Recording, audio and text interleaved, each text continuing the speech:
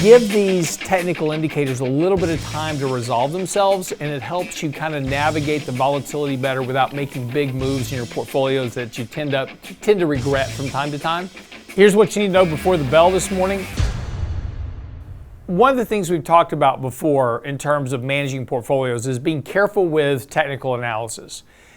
Technical analysis is really good for helping you determine, kind of what the herd is thinking. It's a representation of the psychology of the markets.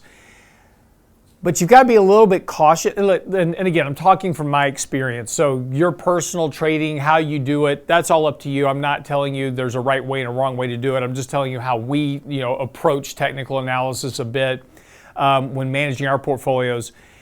One of the things that happens a lot to investors, and there's this kind of ideas that technical analysis is voodoo and it doesn't work, etc. And a lot of that's because people take the rules a little bit too literally in some cases. And it's like, we have a stop loss level at X, and as soon as it violates that stop loss, boom, I'm out, right? And then the stock immediately rallies and starts to go back up. Well, what happens a lot of times is by the time that a stock gets to that stop loss level, it's already pretty oversold. And you've already kind of washed out all of your sellers. Your buyers are kind of sitting there looking for an opportunity to buy. And so by the time it triggers that stop loss level, the buyers are starting to step in. You see the stock rally. Now, that doesn't mean that that stop loss wasn't valid and that eventually the stock doesn't roll over, start to go lower, but it typically bounces about the time that stop loss levels get registered because stocks are temporarily oversold. So again, one of the things that we've always talked about is like if you're using stop loss level, use that as a measure, and when it's triggered, pay really close attention to it and look for a bounce to sell the stock into. And at least you get to sell at a little bit better level, or the stock will confirm that that stop loss break was actually support from some previous level, and the stock just bottoms and starts to move higher. And we've seen that a lot of times. And so, this is one of the key factors about moving into technical analysis and helping it manage your portfolio a little bit better. And the reason I'm telling you this is that we violated the 20-day moving average. Now, a lot of people immediately started emailing me saying, we violated 20-day. We're going to go into a bigger correction. Maybe, maybe not. So on Monday, here, let me zoom in a little bit on this to make this easier to see. So on Monday, we violated that 20-day moving average. Okay, that's a warning sign. This is, and again, I'm telling you how we do this internally. That's a warning sign that we broke that 20-day moving average. Does suggest potentially that this market's going to try to work its way lower, work off some of these overbought conditions. We're on a sell signal. But if the market, and again, this is what happened on Tuesday, the market rallies back up above the 20-day. So now that break is technically negated because we're back above the 20-day moving average, right? Well, not so fast, right? We're still, we've got this kind of whipsaw now going in the markets, and traders are going, I don't know what to do yet. You've got to wait. And this is where patience becomes very important when it comes to technical analysis. For us, the way we do this is that when we get a break of something like this, we start paying very close attention to the markets.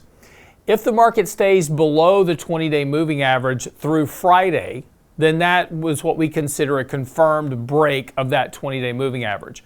So, yesterday, the markets, we had rallied on Tuesday, got back above the 20-day yesterday. We fell back below the 20-day yesterday.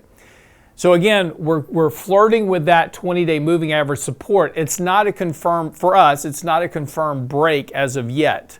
So we're watching this. We need to figure out what this is going to do by Friday's close. And if at Friday's close we're back above the 20-day moving average and holding that, then this violation of the 20-day was just a violation. That's all it was. If we're below the 20-day moving average on Friday, we've probably now got a confirmed break of that 20-day moving average, and then the risk becomes greater that we're going to retest the 50-day at some point. So again, futures are pointing up a little bit this morning. So again, we're going to try to move back above this 20-day this morning. Can we hold today? We opened up yesterday, then sold off immediately after the open. We'll see what happens with the markets today. There's certainly a lot of things that are going on. We've got a bond auction coming up. We've got some other stuff going on. Next week, we have CPI, PPI, so that's going to potentially weigh on markets heading into that print on inflation, and then what will the Fed do because of that. So again, be a little cautious about making knee-jerk reactions in your portfolio because of a technical break in the markets, because yes, a lot of times you'll get whipsawed in this. You know, you make a big move in your portfolio, you sell everything because you violated this level. This is more just a risk management profile. It's telling you what the market's doing, but give these technical indicators a little bit of time to resolve themselves, and it helps you kind of navigate the volatility better without making big moves in your portfolios that you tend to regret from time to time. It may work out that break does suggest that we're going a lot lower, but again, give it a couple of days here to work itself out, and we'll have a much better signal to work off of in terms of portfolio management. That's what you need to know before the bell this morning.